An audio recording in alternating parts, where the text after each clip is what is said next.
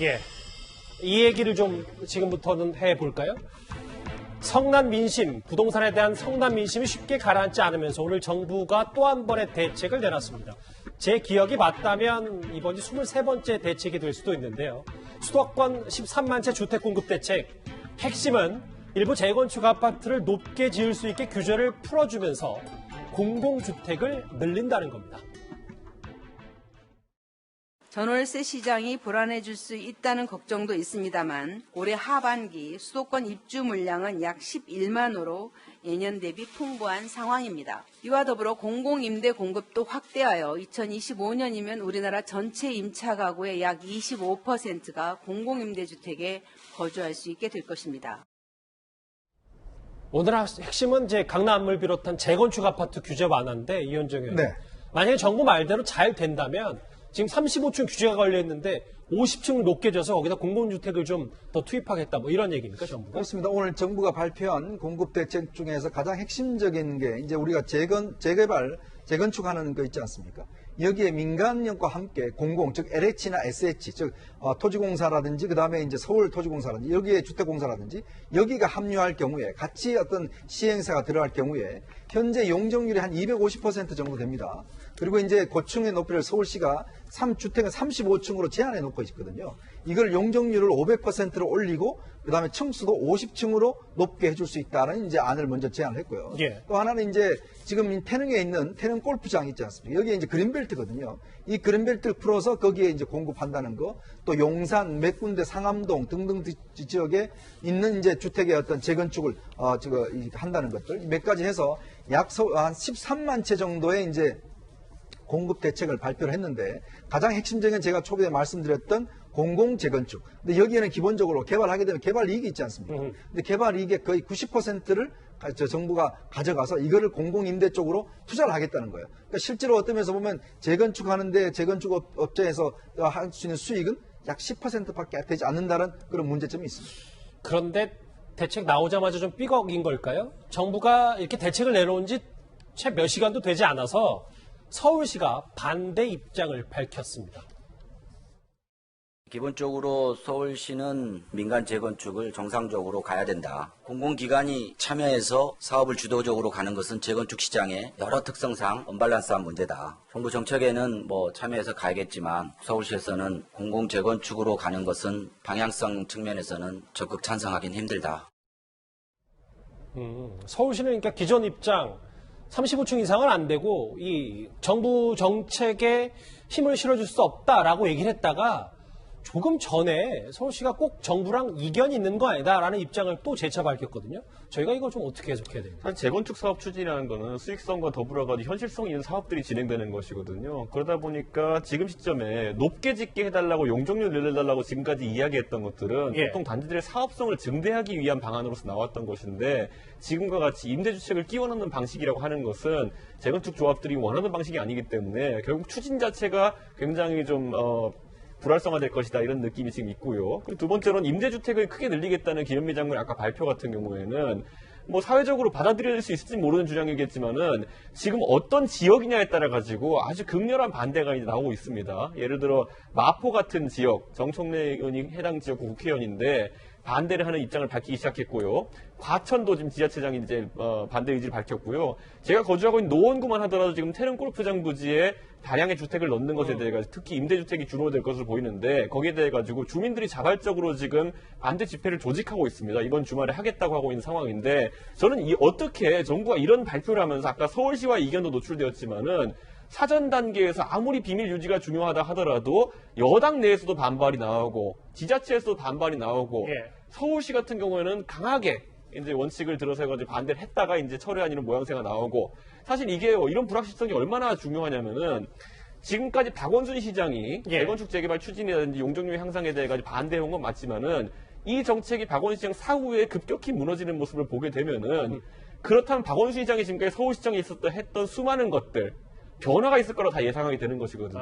그럼 시장의 불확실성이 더 커지게 되고, 그럼 주택정책이라든지 아니면 여러 개발 정책이 있어가지고, 당장 지하철 노선 같은 거 이제 2기로 깔겠다고 했던 것들, 다 백지화될 거라 보는 여론도 생기는 것이고, 굉장히 서울에 지금 혼란이 가중되고 있습니다. 정부가 앞으로 이런 거 추진할 때, 당사자들과 협의를 해가지고 발표하는 모습을 좀 보여줬으면 좋겠다, 이런 생각합니다. 그러니까 이준석 의원님 말씀은 서울시가 오늘 대책 발표 몇 시간도 채 안 돼서 반대 입장을 했다가 다시 걷어들인 게 서울시장, 박원순 전 시장의 공백이 크다 이렇게 봐도 되는 거예요? 당연하고요. 저는 이 상황 속에서 서울시가 지금 또 그럼 정부의 입장을 맞추는 것도 저는 모양새가 바람직해 보이지 않는 게 시정 철학이라는 게 있었을 거 아니겠습니까?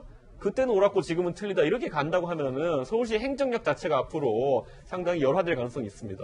일단 오늘 정책, 23번째 정책의 핵심이 이제 재건축 아파트, 일부 재개발 이 지역을 중심으로인데 근데 일부 이 재건축 아파트에 사시는 분들, 집 소유주분들은 아니 이렇게 공공주택을 확 늘릴 거고 우리가 수익이 안 나는데 어떻게 재건축을 하느냐 벌써부터 반대 목소리를 낸다고 해요. 그렇죠. 그러니까 만약에 민간에서 하는 재건축 같은 경우는 본인들이 동의 안 하면 할 수가 없어요. 정부가 그렇게 요청을 하는 것은 거기서 동의를 하고 그리고 일부를 이제 뭐 개발 이익 환수 형태로 이제 받는 거잖아요. 결국은. 그러니까 만약에 본인들이 생각하실 때 그 이익이 안 난다고 생각하면 용적률을 높여서 이익이 나야 되는 거잖아요. 그런 부분이 안 된다고 하면 제가 볼 때 실현 가능이 없다고 보여지고 다만 이제 김현미 장관이 얘기했던 것은 임차 가구 20%를 공공임대주택에 거주하도록 하겠다는 말은 뭐냐면 기본적으로 현재는요 집이 있어도 돈이 없어서 못 들어가는 분도 계세요. 그러니까 당장 집을 살 수 있는 돈이 없는 분들 있잖아요. 대출도 막혔으니까요. 그렇죠. 그런 여러 가지 이유 때문에 그러면 그분들 같은 경우는 그래도 주거 안정이 어느 정도 될 수 있도록 하기 위해서는 공공임대주택을 좀 많이 지어서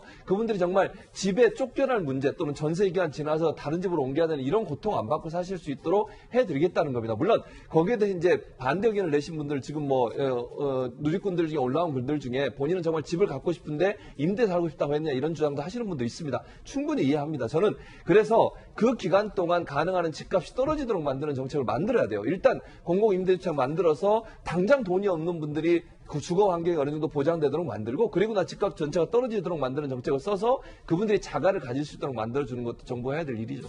서울시는 입장을 바꿨지만 글쎄요. 아직 뭐 지자체와의 완벽한 조율이 안 된 것도 같은데 앞으로 어떻게 또 이게 조율이 될지 걱정도 됩니다. 일단 여당이 속전속결로 부동산 관련 법안들을 통과시키면서 핵심은 이제 증세가 됐습니다. 지난주 꽤 주목을 받았던 윤희숙 의원의 연설에 이어서 한 자영업자의 5분 발언도 화제가 되고 있는데요. 같이 만나보겠습니다. 남편과 저는 33년 동안 자영업을 했습니다. 남들이 취할 때 신 적이 없고 좋은 옷 명품 한 번 들어본 적이 없습니다. 그 후에 조금 편하게 살고 싶어서 경매를 배워서 법인으로 빌라를 몇 채 샀습니다. 낡은 빌라를 수리해서 임대료가 1년에 480만 원 나오는데 종부세가 600만 원이 나옵니다. 이건 세금이 아니고 폭력이고 살인입니다. 합법적으로 했는데 제가 빌라를 산 게 지옥문을 열었습니다. 임대료보다 종부세가 앞으로 더 나오게 생겼다. 정 변호사님. 네. 어느 자영업자의 목소리가 꽤 좀 화제가 되고 있거든요.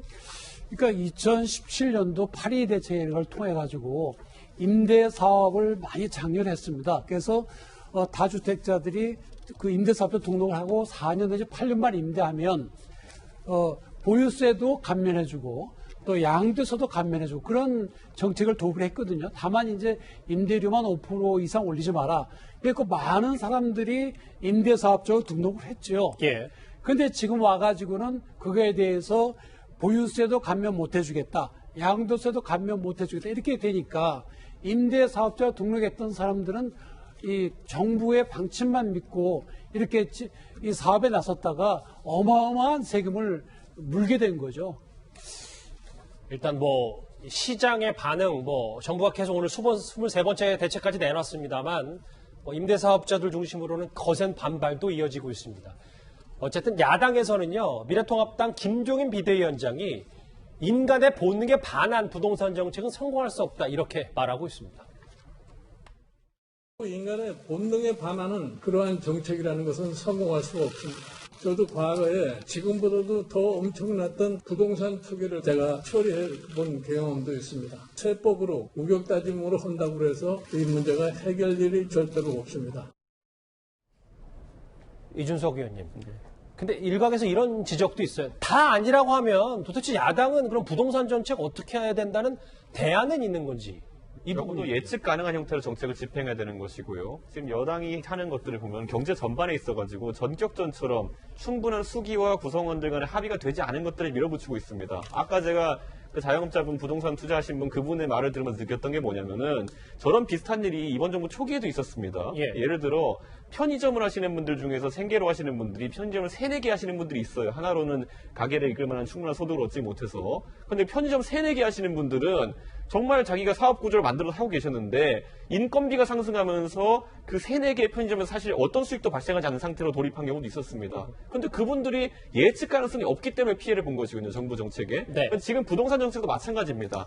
정부가 지금 23번에 가까운 정책을 내면서도 어떤 성과가 나지 않은 것은 신뢰를 상실했기 때문입니다. 정부가 오늘은 이 말 하지만 저 말을 믿을 수가 없어라는 상태를 만든 것이기 때문에 전 지금도 이렇게 계속 백가증명식으로 아이디어를 내놓는 그런 어떤 내놨다 아니면 아닌가 보네 하고 빼고 이런 모습을 보이는 것보다는 수기하고 최대한 야당과 소통하면서 이렇게 정책을 풀어나가기를 좀 기대합니다. 알겠습니다. 야당도 이제 조만간 뭐 대안을 내놓는다 이런 말씀이신 거죠? 알겠습니다.